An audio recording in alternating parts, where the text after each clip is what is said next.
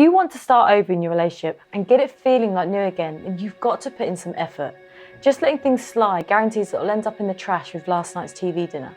If you still love and respect each other, then there's plenty worth saving, as long as you realise that you both may need to move out of your probably not at this point so comfortable zone and into new territory. The first thing you should do is take some time apart. No, wait, I don't mean take a break, as in you're allowed to pass to see if you want to be single again. Hell no. This is about calming down, giving your emotions the breathing space they deserve, and just spending a bit of time away from each other to gather your thoughts. If each one of you can take some time and think about your relationship goals and figure out the stuff that's been passing you off, then maybe you can see a clearer path to how you can change things for the better. Hopefully, after a few days or a week of being incommunicado with each other, then you'll be missing each other like crazy and ready to move on to the next step, which is discussing the way you each feel. I'm not going to lie, but this is definitely one of the hardest. Discussing your feelings, your frustrations, and your hurt without turning it into an argument where you both lay blame at each other's feet is tough. But it's got to be done. So how can you do that? For starters, try to use I statements as much as possible. Talk about how you feel about what you think, rather than what they do and how they make you feel. For example, I feel disrespected by the lack of consideration when you stay out late after work without asking if that's okay with me. This sounds a whole lot better than you are so disrespectful when you go out drinking with your work friends without even bothering to ask whether if I'm okay with that. Using I statements will make your partner less defensive and more accepting of the points you are making. Secondly, to help each of you see each other's perspective, try to pretend like you're having this conversation with a friend. So your friend is talking about their partner, not about you. Maybe this will help you see things more clearly, and then you can think about what advice you might give to this friend. Don't forget, this isn't the vagina monologue. Take it in turns to speak and don't interrupt each other. Better yet, write your points down on a piece of paper and then hand them to each other at the end. This will let you both give more consideration to what the other has said. And maybe after this chat, you could spend another couple of days apart to process it all. Once you've both had your say, you need to find a way to communicate from now on. Just because you both said your piece doesn't mean that it's done and dusted forever. You should both be able to talk to each other if something's pissing you off. So you need to work out the best way to communicate. Maybe you could write each other a letter or schedule a set time each week where you let your partner know how you've been feeling and if there was a time in the past week that they did something to wind you up. If this approach isn't working for you, or you feel it's just too much for the two of you to face alone, then you should seriously consider investing in couples counselling. Having a trained expert guide you towards the solutions for a given issue can really help to clarify things and help you to start over in your relationship. I'll put a link in the description below where you can contact an online relationship expert at Relationship Hero to guide you through the process of getting your relationship back on solid ground. So if you manage to get through the hard part of airing all your beef with each other, then you have to mentally commit to letting the past live in the past. Whatever shit went down before this point has to be left in the past.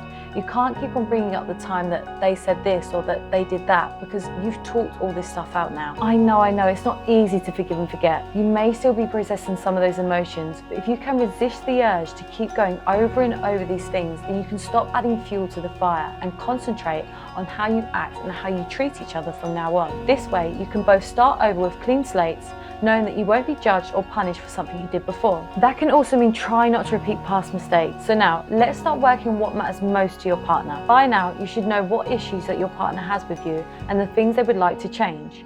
Assuming they're not unreasonable requests, try focusing and working on these first. If you can get the big stuff right, all the little niggly things like leaving the milk carton next to the recycling bin rather than actually in it, maybe won't affect you both so much. Alright, I know you're thinking that they should accept you as you are, but bear with me on this one. There is a positive change and there is a negative change.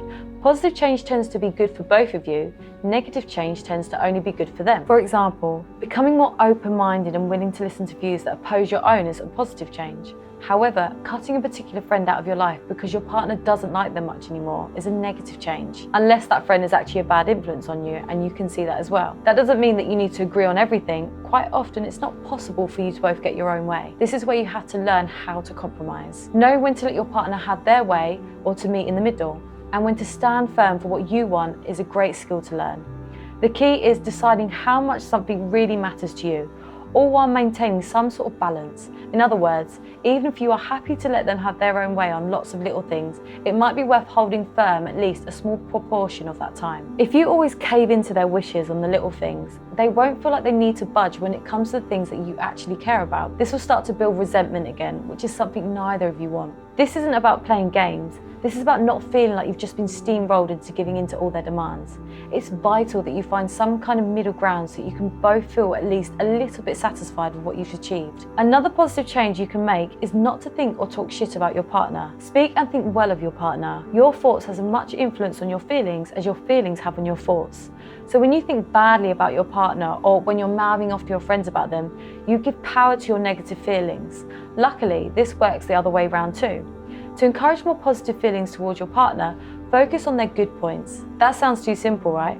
But you can actually change your mindset just by singing their praises to other people, and this will turn all the negativity into positivity.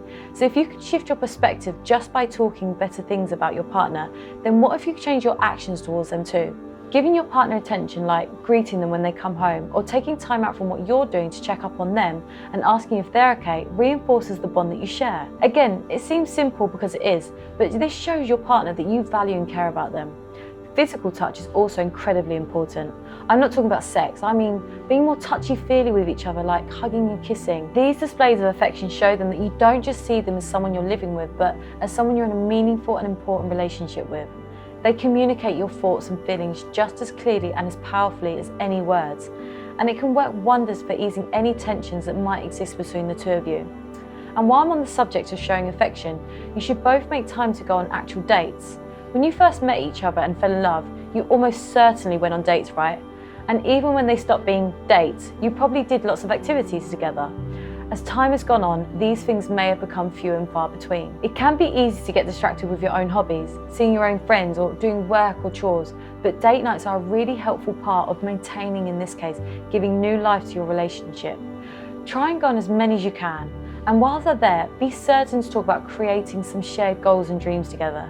This can be a big source of motivation for you both, and it can make your journey together feel more real. You're no longer just two people walking next to each other. You are forging your own joint path just for the two of you. It can be a very intimate thing because no one else needs to be involved. It is your dream, and you can be a source of support and advice for each other. Shared goals and dreams also help you identify where you would both like the relationship to go in the future. Like if you want a family, where you'd like to live, what sort of life do you want to lead?